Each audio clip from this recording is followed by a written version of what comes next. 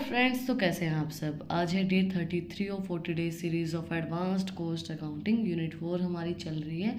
पिछली जो हमारी वीडियो थी उसके अंदर हमने कंप्लीट किया था क्या डिफरेंस होता है cost control and cost reduction के अंदर। तो अगर आपने वो वीडियो नहीं देखी है तो जो उसका लिंक है वो डिस्क्रिप्शन के अंदर है, आप लोग जाके चेक कर सकते हैं। आज हम कवर करेंगे ऑर्गेनाइजेशन का मतलब क्या होता है, व्हाट इज़ एन ऑर्गेनाइजेशन। बहुत सी चीज़ें हमने समझी हैं कि भाई कॉस्ट कंट्रोल किस तरीके से की जाएगी, कॉस्ट रिडक्शन किस तरीके से की जाएगी, बजटरी कंट्रोल किस तरीके से होगा। हर चीज़ हमने एक ऑर्गेनाइजेशन के समझी है, बट एक ऑर्गेनाइजेशन होती क्या है वो हम आज की वीडियो के अंदर कवर करेंगे। Is an organization. An organization is a body built for a collection of individuals who join together to achieve some common goal and objective bounded by a legal entity. Organization are often referred to as a company, institute, or associated government body, etc. They follow certain legal procedure like business registration, tax identification, and maintain corporate book record. एक organisation क्या होती है, simple चीज़ें अगर हम लगाएं, एक organisation के अंदर वो लोग होते हैं जिनका गोल सेम होता है ना।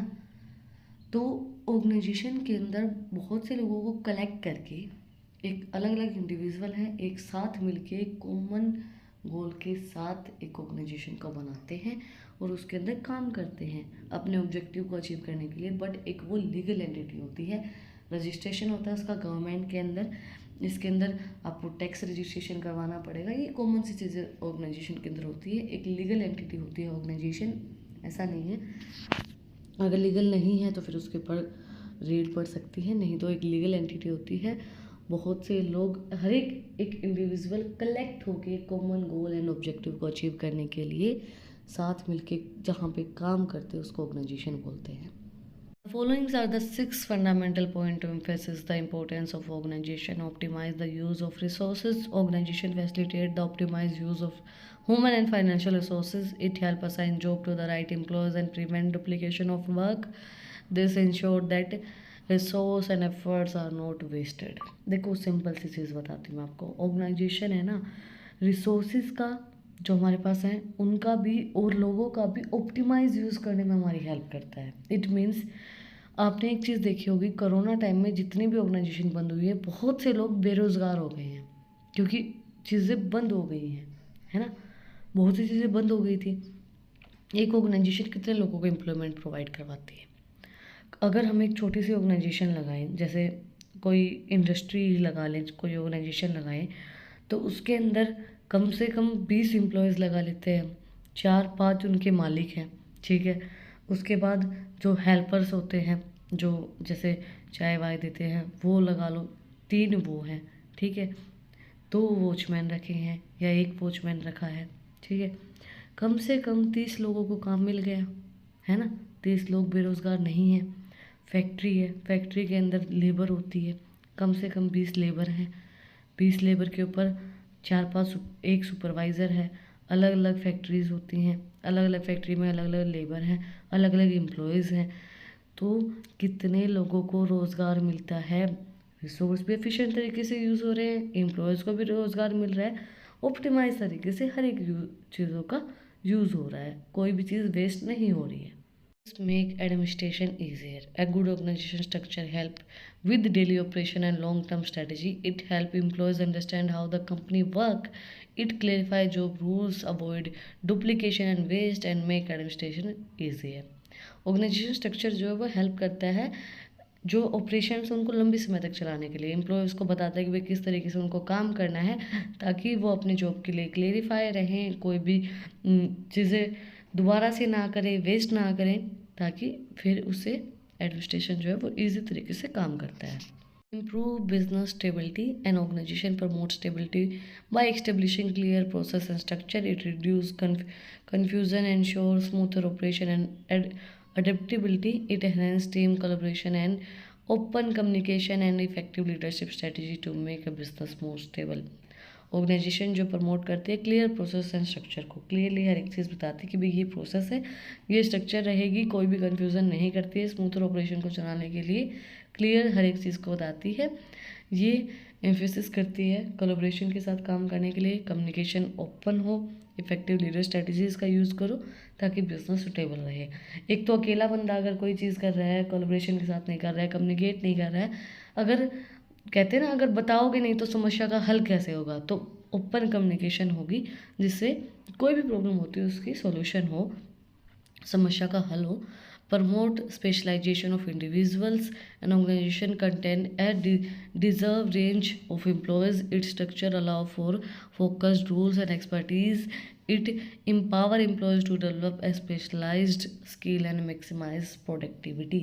ये प्रमोट करते हैं स्पेशलाइजेशन को। अब जो जिस काम में माहिर है उससे वो काम करवाओगे तो वो और ज़्यादा अच्छे से करेगा। जिसको आता ही नहीं उसको वो काम दोगे तो फिर उसको सीखने में बहुत ज़्यादा टाइम लगेगा ऑर्गेनाइजेशन के अंदर। तो ये फोकस करते हैं कि जिसकी जो एक्सपर्टीज़ है उस पर अगर और मेहनत करेगा तो वो और ज़्यादा एक्सपर्ट होता जाएगा। तो प्रमोट करते हैं स्पेशलाइजेशन ऑफ इंडिविजुअल, एक्सपर्टीज़ को और ज़्यादा बढ़ाने में हेल्प करता है। Foster growth and development and organisation structure facilitate scalability and resource management, it supports strategic planning and continuous growth make way for organization change which is fundamental in expansion and development। देखो नई नई strategies बनती रहती है, नई नई planning होती है कंटिन्यूस ग्रोथ के लिए, नई नई स्ट्रेटजी एंड प्लानिंग बनाते रहते हैं। तो कंटिन्यूस ग्रोथ होगी तो ऑर्गेनाइजेशन के अंदर चीज़ें चेंज होंगी तो ऑर्गेनाइजेशन ऑटोमेटिकली डेवलप होगी। Support a sense of culture, and organization develops a sense of culture tied to its people. It is a collection of shared value and beliefs that hold the organization together. This organization culture form the backdrops of communication and collaboration across teams, focusing on ultimate goals and objectives। Support करता है culture को, sense of culture मतलब अगर collaboration के साथ काम करे, collectively काम कर रहे हो तो मतलब भाई होता है ना कि भाई एक अगर साथ मिल के काम करेंगे तो और अच्छे से काम होगा। और कलेक्टिवनेस को दिखाता है कि भाई साथ मिल के काम करने से बहुत अच्छे से काम होते हैं और इजीली काम हो जाता है। तो कल्चर को प्रमोट करता है ताकि आपके गोल को आप अचीव कर पाएँ। What are the characteristics of an organization? An organization refers to the structure and arrangement of resources, process, and individual within a company or a group. It is categorized as several important features. Embodying these characteristics can help and streamline operations, enhance productivity, and ultimately achieve their goal efficiently and effectively। Characteristics के जो बताई गई हैं उसके अंदर यही चीज़ है कि भाई प्रोडक्टिविटी को इम्प्रूव करने में हेल्प करता है, गोल को अचीव करने में हेल्प करता है, रिसोर्सेज को जितना ज़्यादा हो सके इफेक्टिव एंड एफिशिएंट तरीके से यूज़ करने में हेल्प करता है। क्लियर स्ट्रक्चर होता है इसके अंदर। A well organised entity has a clearly defined structure that outline rules, responsibility and reporting lines. It establishes a hierarchy and establishing the flow of information and decision making। जो एक अच्छी organisation होते हैं उसके अंदर एक क्लियर स्ट्रक्चर होता है। हायरार्की आपने पढ़ी भी होगी। हायरार्की का मतलब क्या होता है? स्टेजेस बताई जाती हैं, ए से बी, बी से सी, सी से डी, डी से इस तरीके से डी ई।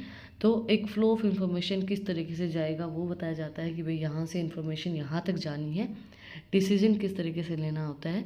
तो पूरी एक हायरार्की बनाई जाती है, रूल्स रेगुलेशन रिस्पॉन्सिबिलिटी सबको समझाई जाती है, क्लियरली डिफाइन होती है। वहाँ पे क्लियर स्ट्रक्चर होता है एक ऑर्गेनाइजेशन का। Division of labour organisation involves dividing task and responsibility among individual और a team based on their skills and expertise. This division of labor ensure that each person focus on their specific areas of a competition and leading to increase efficiency and productivity। देखो इसको labour को according to their expertise जो है उसका division किया जाता है। आपने देखा भी होगा कि जो कहते हैं ना कि इसको ये काम अच्छे से आता है, इसको ये काम दे देते हैं हम, ये जो इतने जो लोग हैं ये इस चीज़ में एक्सपर्ट है, हम इनको ये काम दे देते हैं। तो ऑर्गेनाइजेशन के अंदर जो टास्क होता है, जो रिस्पॉन्सिबिलिटीज़ होती है, उसके अंदर टीम बना दी जाती है, उनकी स्किल्स एंड एक्सपर्टीज़ के अकॉर्डिंगली वो उसके अकॉर्डिंगली काम करते हैं। अगर वो अपनी स्किल्स एंड एक्सपर्टीज़ के अकॉर्डिंगली काम करेंगे तो एफिशिएंट तरीके से काम करेंगे तो ऑटोमेटिकली प्रोडक्टिविटी इंप्रूव होगी। Coordination and communication. Effective organization requires streamlines coordination and communication between different departments, team and individual. It ensures that everyone is on the same page, working towards shared goals and exchanging relevant information in a timely manner। देखो coordination communication बहुत ज़्यादा ज़रूरी है। अब दिक्कतें कहाँ शुरू होती हैं? जब घर में जैसे अगर हम एक किसी घर की बात लगाएं तो दिक्कत कहाँ शुरू होती है? अगर दो बहुएं हैं तो दो बहू में क्या होगा? कंपटीशन होगा कि भाई ये अच्छी है, मैं अच्छी हूँ, इसको ये मिलता है, मेरे को ये नहीं मिलता, है ना? तो अगर एम्प्लॉयज़ को ये पता है कि भाई आप सब सेम पेज पे हैं, तो वो आपका सबका गोल सेम है, सबको यही काम करना है, तो वो आराम से काम करेंगे, कोऑर्डिनेशन बना रहेगा, अच्छी कम्युनिकेशन होगी, सही तरीके से वो सारी इन्फॉर्मेशन कंपनी को शेयर करेंगे। Specialization: the organization allow individual to specialize in their respective areas, leveraging their expertise to deliver higher quality result. This enhance efficiency and encourage professional growth, enable companies to tap into the full potential of their workforces. Organization के अंदर जो है वो individual जो भी specialise हैं, जिस भी एरिया के अंदर स्पेशलाइजेशन है, उनको पूरी छूट मिलती है कि भाई आप जिस भी एरिया के अंदर स्पेशलाइजेशन आपका है उसके अंदर आप काम करें, जिससे एफिशिएंसी और प्रोफेशनल ग्रोथ हो आपका भी। अगर किसी चीज़ पे आप प्रैक्टिस करते रहेंगे तो practice makes a man perfect, तो प्रैक्टिस परफेक्ट बनाएगी इंसान को। तो स्पेशलाइजेशन जो है वो और भी ज़्यादा प्रोफेशनल ग्रोथ में और आपकी जो पोटेंशियल है उसको बढ़ाने में हेल्प करेगी। Standardisation: organised entity often establish standardized procedures and policy. This ensure consistency and uniformity in the operation, leading to improved quality control, reduced error and better customer experience. जब स्टैंडर्ड और procedure policy according to the rules and regulation responsibilities के according होगी तो standardization automatically हो जाएगी, जिससे quality control होगी, errors कम होंगी, कस्टमर्स को ज़्यादा अच्छी एक्सपीरियंस होगा। जब चीज़ें सही तरीके से होंगी, लोग सही तरीके से कम्युनिकेट कर रहे हैं, तो फिर स्टैंडर्डाइजेशन जो है वो ऑटोमेटिकली आ जाता है चीज़ों के अंदर, काम और भी ज़्यादा बेहतर होने लग जाता है जब एक्सपर्ट बंदे काम करते हैं, जो स्पेशलाइजेशन जिसके अंदर है वो काम कर रहे हैं, तो ऑटोमेटिकली चीज़ें अच्छी हो जाती हैं। सिर्फ फॉर टुडे आज हमने कंप्लीट किया एक ऑर्गेनाइजेशन क्या होती है, क्या ऑर्गेनाइजेशन की इंपॉर्टेंस होती हैं और क्या कैरेक्टरिस्टिक्स होती हैं। कुछ भी डाउट है, कुछ भी पूछना था, आप लोग कमेंट में मुझसे पूछ सकते हैं। और अगर आपको इन टॉपिक्स की PDF चाहिए तो टेलीग्राम चैनल का लिंक भी डिस्क्रिप्शन में है, वहाँ पर जाकर आप मुझे फॉलो कर सकते हैं। और भी इंटरेस्टिंग रील्स को देखने के लिए इंस्टाग्राम चैनल का लिंक भी डिस्क्रिप्शन में है, वहाँ पर जाके आप मुझे फॉलो कर सकते हैं। और अगर आपने वीडियो को यहाँ तक देखा है तो प्लीज़ सब्सक्राइब बटन पे मुक्का मार दो, बेल आइकन प्रेस करो, ताकि जो सबसे पहले अपडेट है वो आप लोग के पास आए। फिर मिलते हैं एक नए वीडियो के साथ, एक नए टॉपिक के साथ। Like, share and subscribe. Thank you for watching my video and enjoy your life.